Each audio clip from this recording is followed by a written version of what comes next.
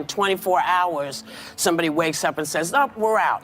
Right. Is that the right way to do this? I think the way we look at wars, we don't look at No. Is that the right way to The do air it? in the room was electric, charged with anticipation. The stage was set for an explosive confrontation, and the audience could feel it in their bones. This was not your usual daytime debate. No, this was something bigger, something more intense.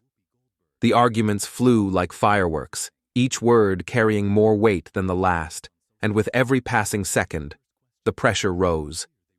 We have massive taxes here, but we don't get any free stuff. We don't have free health care.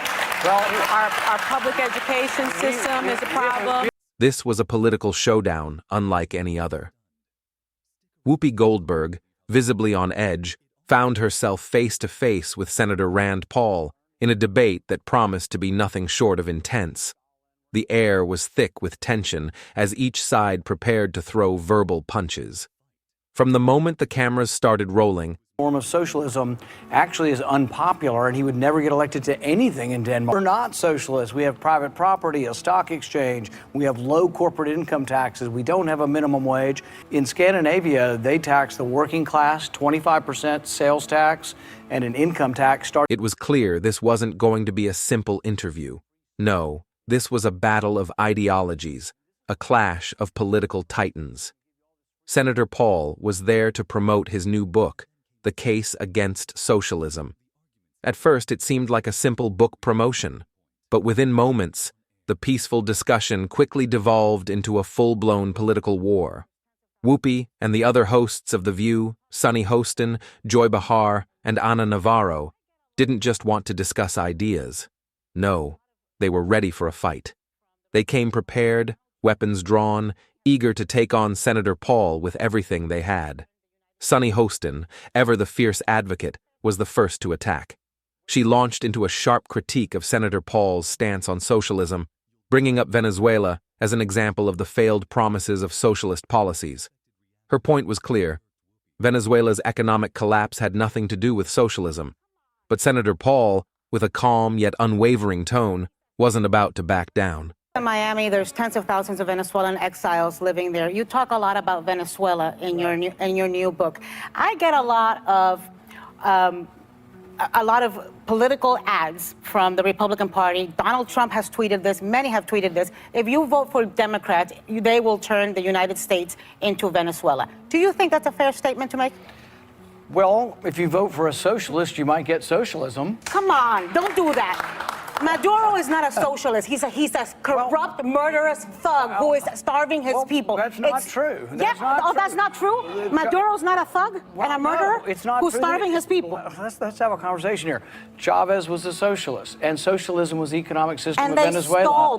It's a kleptocracy. It's not socialism. But here's the question is, they voted for socialism. They voted for, let me finish. No, I can't let you finish. If you're going to say Maduro's not a murderous thug, I'm not letting you finish. Because that's a damn lie.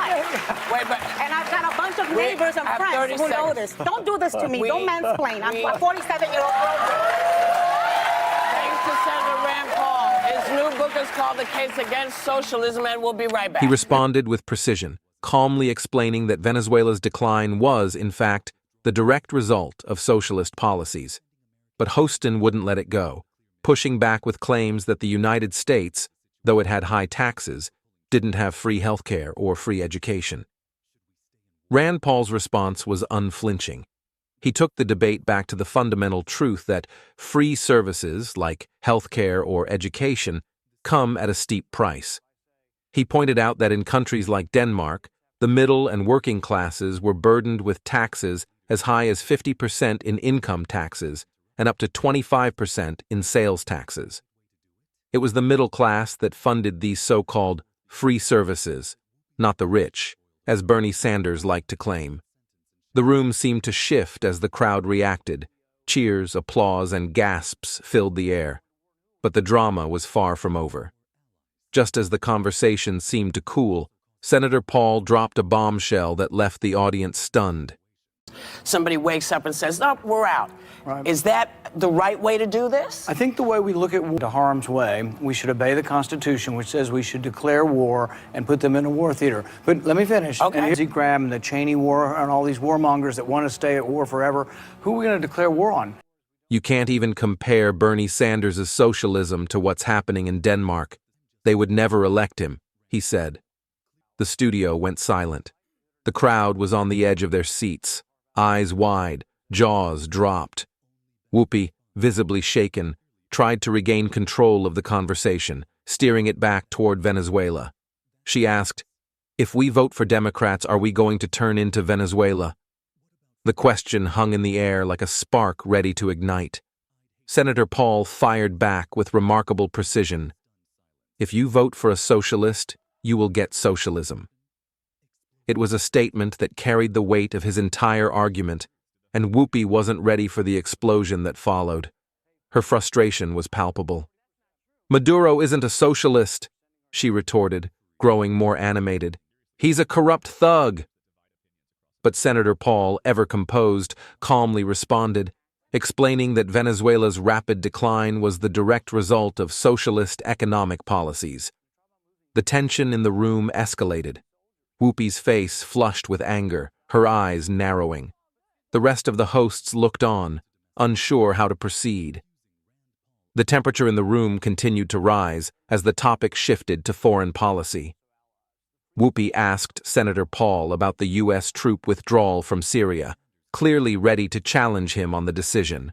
One of the things I've always supported about President Trump, that we said we were overextended, that the Iraq war was a mistake. I think it's one of the reasons President Obama beat Hillary Clinton, because Hillary Clinton had supported a regime change in the Middle East, and these wars are senseless. So does President Trump. He doesn't want to get us involved in another Iraq war in Syria. If anything, Syria is more complicated. Was it the right move? She demanded. Senator Paul wasted no time in countering her question, offering a blunt, hard-hitting truth. Should we stay in wars forever? Should we keep sending our young soldiers into harm's way without a clear mission? No, Whoopi, that's not leadership. That's recklessness. The studio felt the shockwave of his words. Whoopi, visibly frustrated, tried to interrupt, insisting. Whoopi, flustered and caught off guard, seemed to lose control of the exchange. The tension had reached a boiling point. The air was thick with the weight of the debate. And just when it seemed like the conversation might simmer down, Whoopi made the decision to cut to a break. She snapped, visibly rattled. The audience, stunned into silence, could only sit in disbelief at the dramatic confrontation they had just witnessed. It was clear. The battle was far from over. When the cameras returned after the break, the atmosphere in the studio was a far cry from the usual calm.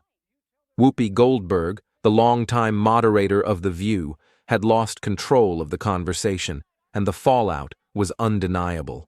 A safer world with ISIS running around? That's the people who want to stay forever. These are the same people. I don't want to stay forever, but let me talk. These are the same people. These are the same people that would still have us in Vietnam. These are the same people who always say, stay at war, stay at war, stay at war. The audience could feel it, and so could the hosts. They exchanged uneasy glances, aware that they had just experienced something that would go down in history. Senator Rand Paul, on the other hand, stood tall, unshaken by the storm he had just weathered. His composure was remarkable. As Whoopi tried to steer the conversation back to familiar ground, Senator Paul continued to press his point, refusing to let up. Every word he spoke felt like a calculated strike, landing squarely in the heart of the host's carefully crafted arguments. The studio lights burned brighter, the tension heavier. The debate shifted again, this time to the issue of taxes. Sonny Hostin, unable to let go of the fight, accused Senator Paul of backing tax cuts that only benefited the wealthy. Turkey doesn't want Iran to take over everything. Israel doesn't want Iran to take over everything. And in fact, Israel actually stands up for themselves all the time. We may end up being in a bigger war. Rand Paul didn't flinch. He calmly explained that the top 1% of earners in the United States already paid 40% of the country's taxes, while the bottom 50% paid nothing. That's fairness, he said, his voice unwavering. The crowd erupted in applause. The hosts, visibly taken aback, struggled to regain their footing. But Houston wasn't done. She tried to steer the conversation back to healthcare and education, unwilling to let Senator Paul take the upper hand. However, her efforts were in vain. As she pushed forward, Whoopi made a final, desperate attempt to deflect the conversation. The move was an attempt to neutralize. If you like this video, so don't forget to subscribe my channel and press the bell icon and give your precious reviews in the comment section below.